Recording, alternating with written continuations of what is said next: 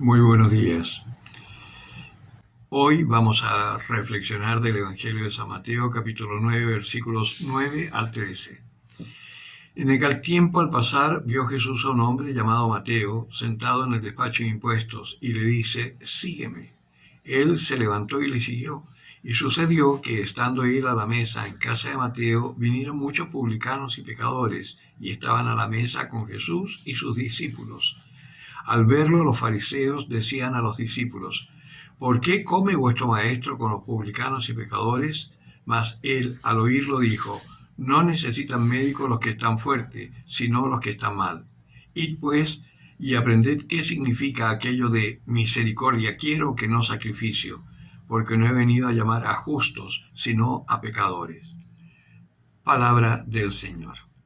Hay un pasaje de la Biblia de San Pablo que dice que donde abundó el pecado, sobreabundó la gracia. Y San Pablo dice: ¿qué entonces podemos seguir pecando? De ninguna manera, dice. En este caso, el Señor ha elegido a pecadores para que sigamos pecando o para que, dejándonos tocar por la gracia del Señor, el mundo vea que un pecador puede ser liberado de sus pecados y puede empezar a tener una vida noble, una vida recta, cosa que el mundo no puede dar. Porque si el Señor elige lo que no vale, si el Señor elige lo más bajo, es precisamente porque el mundo lo que necesita es ver que Dios existe.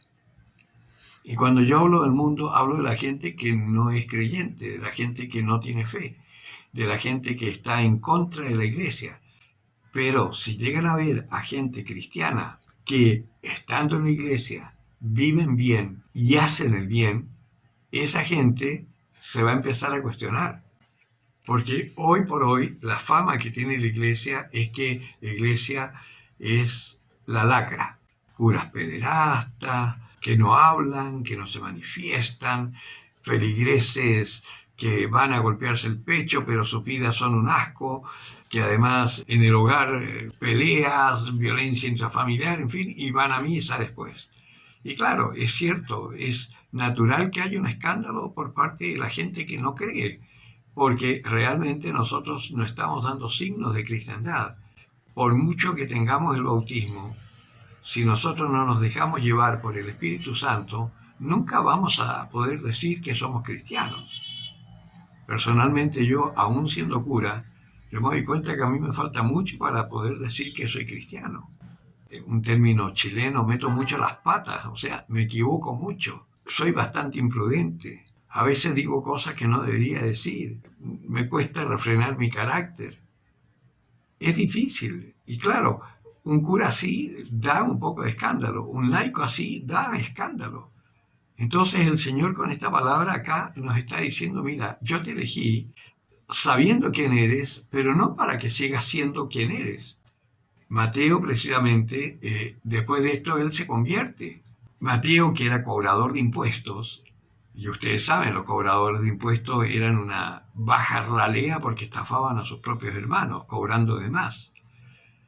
Sin embargo, este llamado que hace del Señor a Mateo hace que Mateo tenga un cambio de vida, que se convierta y se transforma en uno de los seguidores del Señor, deja la mesa de cobro de impuestos y empieza a seguir al Señor y tiene una transformación de vida profunda.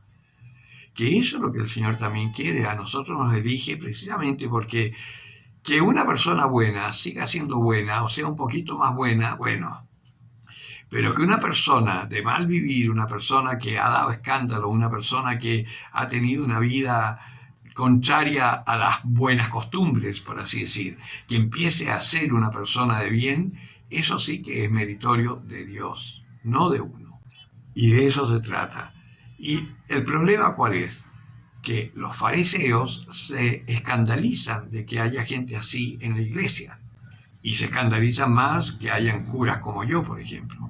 Ahora, ¿cuál es el problema? Yo estoy consciente de quién soy, porque he recibido una instrucción en la iglesia, yo he sido educado en la iglesia, con esta pastoral del catecumenado, que lo primero que me han enseñado es la misericordia que tiene Dios con nosotros. Después, el poder que tiene Dios para transformarnos. ¿Y cómo lo hace? A través de su palabra, nos permite ir viendo nuestra historia y mirarla sin miedo, aceptando nuestra debilidad, aceptando nuestra pobreza, aceptando nuestra pequeñez. Y dejados llevar por la gracia del Señor, terminamos siendo esas personas de bien que el mundo se admira al ver la conversión, que es lo que pasó con San Pablo y con cada uno de estos apóstoles. Eso es lo que el mundo está esperando y eso es lo que el mundo necesita. Por eso, hagámosle caso al Señor y sigámosle, porque también a ti te lo está diciendo tal como se lo dijo a Mateo. Y verás cómo el Señor va transformando tu vida hasta que llegues a perder el miedo de hablar de tu fe frente a cualquier persona y dar gloria a Dios por lo que ha hecho en tu vida. El que tenga oídos para oír, que oiga.